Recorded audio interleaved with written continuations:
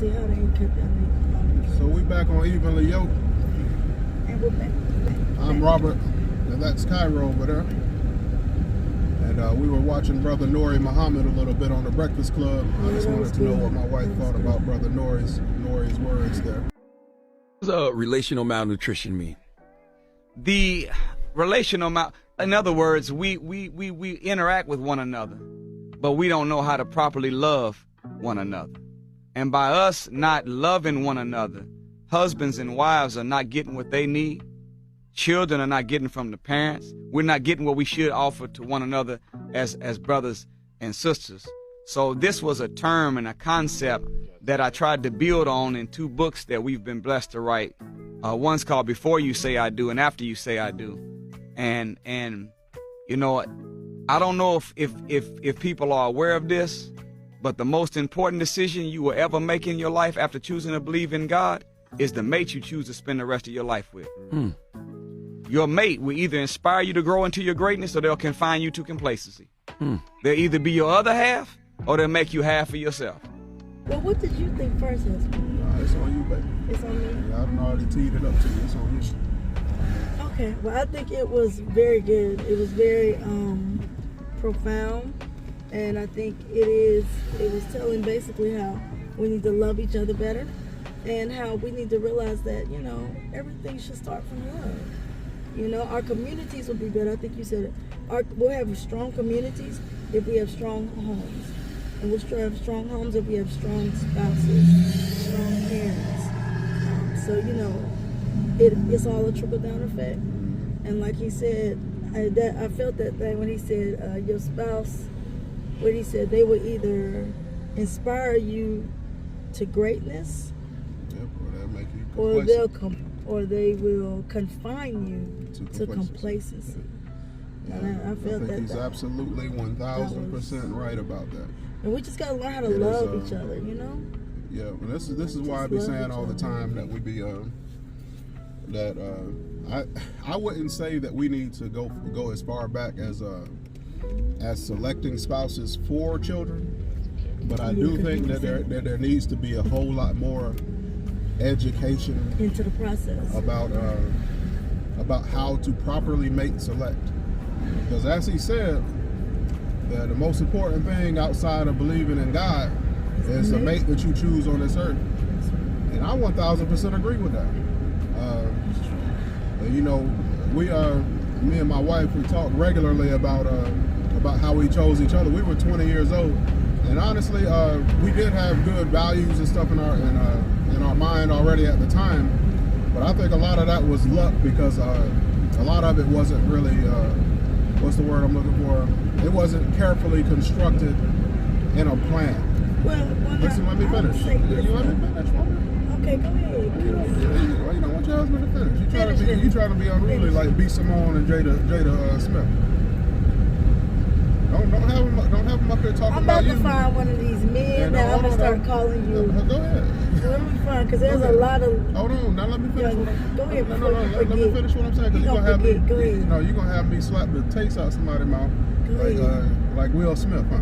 No, you don't have to do that for me. Yeah. Go ahead. Oh, why? You not the type of woman that need to be protected like that? I'm already protected. No, that's what Jada said. I ain't the type of woman you need to be protected. She's confused. Continue, y'all.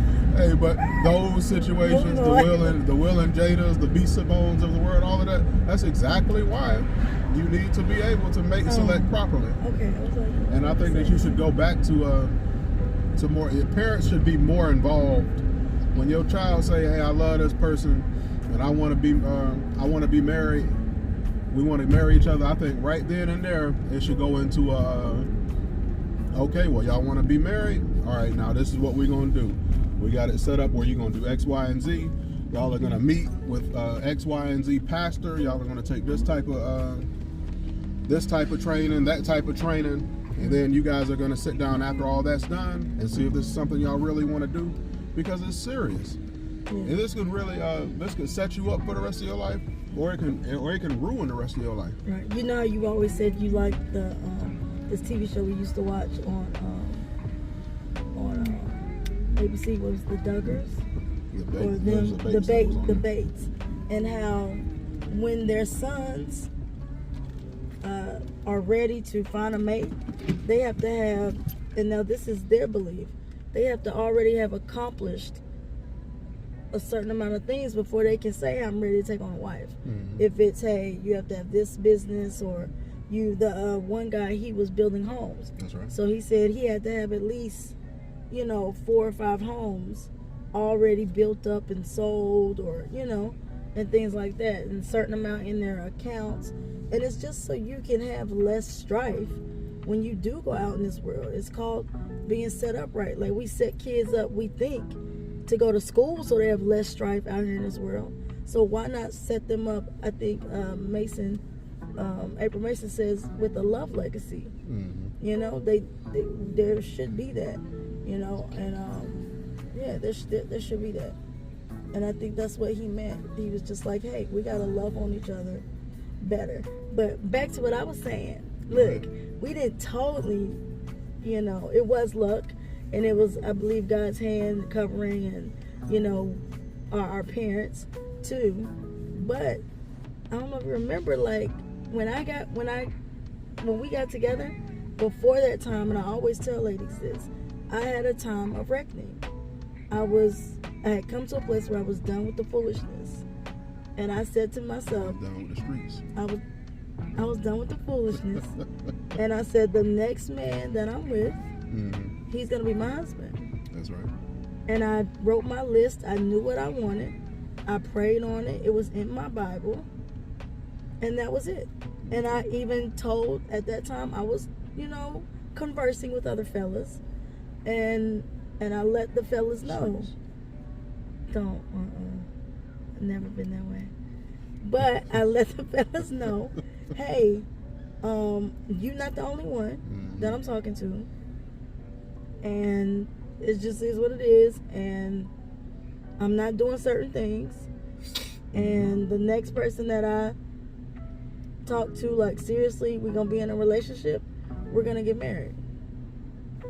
Here he is. Okay, well, maybe I was just taking advantage of them, because maybe it was just on my end that things were not as carefully as constructed as I feel as though they should have been. So you didn't choose me? From my perspective. You were just all willy-nilly? Well, real talk, you chose me. No, I didn't. Real talk, like you came up choosing on a player, but it is what it is. No, I didn't. Yes, you did. Who asked who out first? You had been scouting me out since 9th grade. But who asked who out first? And then you decided I wasn't to come up when we were in college. I wasn't manly enough to be direct with you at the time. You were not, and that's okay. And so, like I probably said, wasn't ready for it. who was choosing up on a player then? You chose me. Yeah. You wanted to get my number at homecoming. Yeah. And I was like, Robert, okay, come call me. I'm like, I guess we'll talk. You made it easy for me though. Like, I was like, I was in college. I'm in my dorm room. That's right. He come calling me. I'm like, Rob, who is this? And he said, you know, that's not Robert, how the conversation it went. did. No, I did not know. We'll do it like this then. You go like, hey, hello? That's what you're supposed to say. Because I'm ringing, so you got to say hello. Okay. Go ahead. The phone rings. Hello? Hey, this is Big Rob.